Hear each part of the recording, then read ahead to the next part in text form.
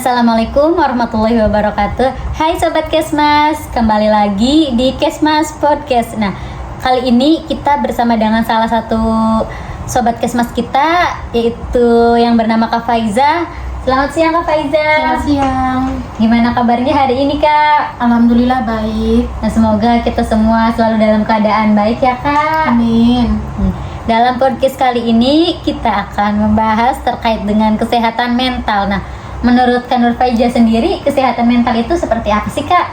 Menurut WHO sendiri, kesehatan mental itu orang yang merasa dirinya itu sehat dan bahagia, bisa menerima dirinya sendiri ataupun orang lain gitu, dan bersikap lebih ke arah positif dan untuk dirinya sendiri ataupun dengan orang lain. Intinya dalam pengertian ini tuh bisa nerima dirinya sendiri gitu, dengan apa adanya, dengan ya mental kita tuh harus terjaga gitu.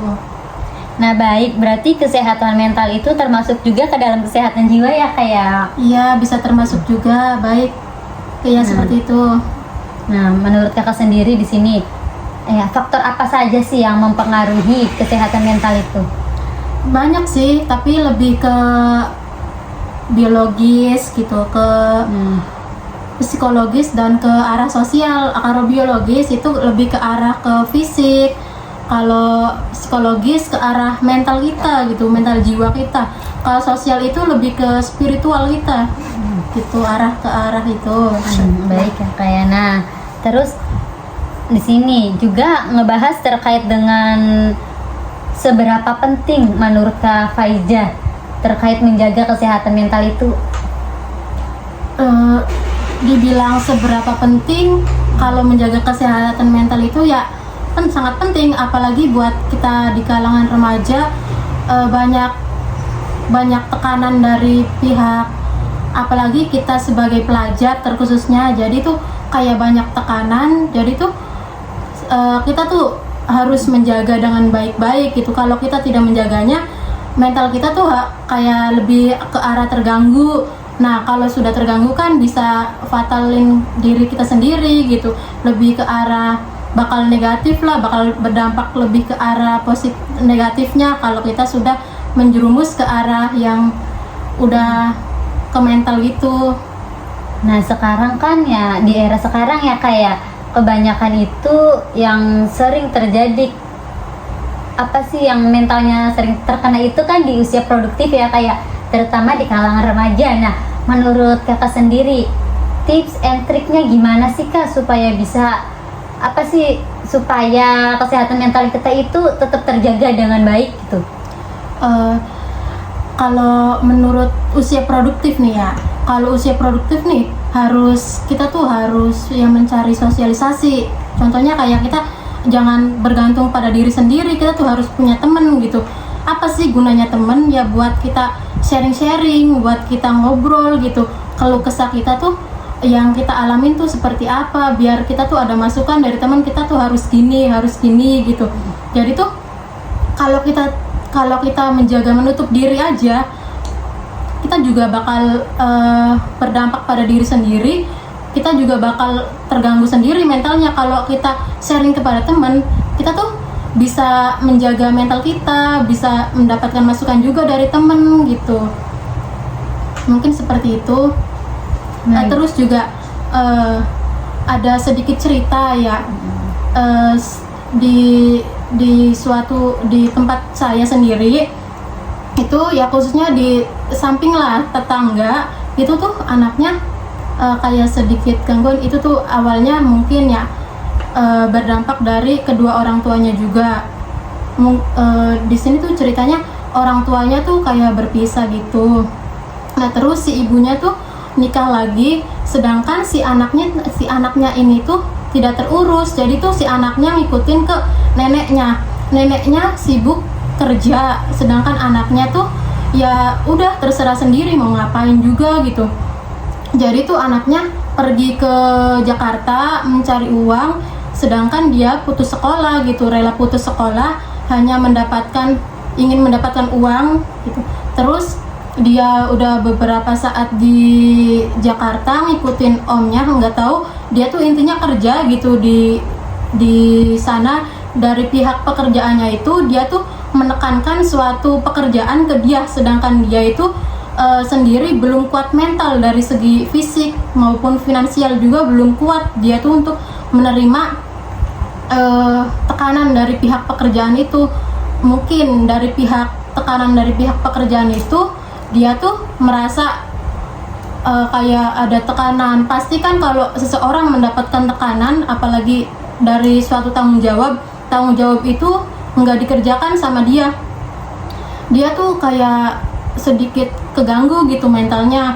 Nggak tahu ya penyebabnya apa. Intinya pas dia dipulangkan dari Jakarta tempat dia bekerja, tiba-tiba dari pihak kita yang tetangganya tuh bingung, kok anak tiba-tiba pulang dengan keadaan mentalnya keganggu gitu.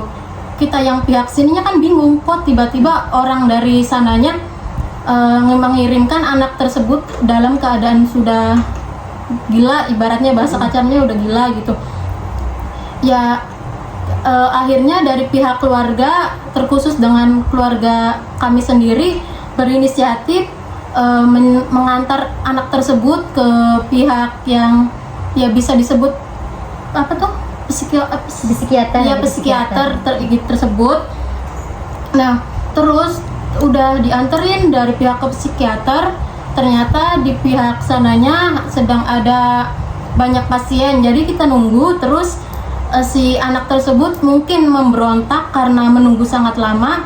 Jadi tuh si anak ini tuh tiba-tiba keluar dari mobil, terus yang nggak tahu ya, namanya orang gangguan pasti kan kesana kemari nggak karuan gitu. Jadi tuh ya dia tuh hilang sampai sekarang, dia pun nggak kembali gitu ya. Nggak tahu sekarang kemana, udah dicari dari pihak keluarga juga udah berbulan-bulan, tapi sampai sekarang juga belum ada kabar gitu ya. Dikhawatirkan juga mungkin itu sendiri dari pihak keluarga ya, khususnya keluarga, karena tuh keluarga menjadi apa ya, dorongan buat kita sendiri gitu. Jadi peran penting gitu ya. Peran penting, iya benar, peran penting buat kedepannya, karena dukungan keluarga itu ya sangat penting gitu, apalagi kita di usia-usia yang lagi membutuhkan gitu ya. Mungkin seperti itu ya. Baik Kak, berarti di sini kita juga harus seimbang ya Kak ya, untuk menjaga kesehatan kita, yang terutama itu dengan dari dukungan keluarga ya Kak ya. Iya ya, dukungan keluarga itu kan ya penting banget lah intinya gitu. Apalagi ya kita aja nih, kita kan sedang menghadapi situasi-situasi yang tidak enak gitu, dalam menyusun skripsi juga kan gitu, ngerasain gimana gitu. Oh iya Kak, nah berarti ini tuh contohnya tidak jauh ya Kak ya, berarti contohnya dari lingkungan sekitar Kak Faiza sendiri ya, bahwa ada yang mengalami kesehatan mental gitu ya, mentalnya terkena ya. Nah terus kapan sih Kak orang yang terkena mentalnya, tanda-tandanya kita harus berkonsultasi ke dokter itu kapan Kak, waktu yang pasnya gitu? Waktu yang pas kita konsultasi ya masalah kesehatan mental ya, kalau misalnya nih ya, kayak kita ngerasa ringan dulu deh, kayak kita ngerasa cemas, harus gini, pikiran gini, itu mungkin udah termasuk ke yang ringannya ya, kesehatan mental yang ringan. Kalau udah ke arah kalau mau bunuh diri gitu ya, itulah apa ya, kayak tanda-tanda yang lebih beratnya. Kalau udah ngerasa dirinya itu udah memasuki gejala kesehatan mental yang ringan, kita tuh harus waspada gitu. Kita tuh harus yakin di diri sendiri bahwa kita tuh jangan sampai kayak gini, jangan sampai mental kita tuh rusak karena diri sendiri gitu. Ya kalau kita udah ngerasa diri kita nggak enak, ya konsultasi dulu ke pihak psikiater ya, terkait kesehatan kita tuh bagaimana gitu. Apakah gangguan seperti ini dapat mempengaruhi tahap yang akan berdampak negatif yang bakal lama, ataupun yang cuma ngerasa ini tuh kayak gejala biasa gitu. Jadi tuh kita harus walaupun dikira kita biasa, kalau kita udah ke psikiater, kita tuh harus, kalau udah ngerasa dirinya udah itulah, udah nggak enak, udah ngerasa nggak enak gitu, udah ngerasa apa ya, kita tuh harus siap ke psikiater gitu dengan hasil yang dikasih dengan psikiater seperti apa dan masukan, mungkin seperti itu Kak. Berarti sesegera mungkin walaupun udah ada dampak ringan ataupun beratnya harus segera ke psikiater ya Kak, jangan sampai terlambat gitu ya. Iya Kak, seperti itu. Baik Kak, penjelasan yang sangat luar biasa Kak. Terima kasih, semoga kita bisa bertemu kembali ya Kak ya. Iya. Ya, terima kasih Kak atas waktunya sudah bersedia di podcast Kesmas ini. Baik Kak, terima kasih. Wassalamualaikum warahmatullahi wabarakatuh. Waalaikumsalam warahmatullahi wabarakatuh.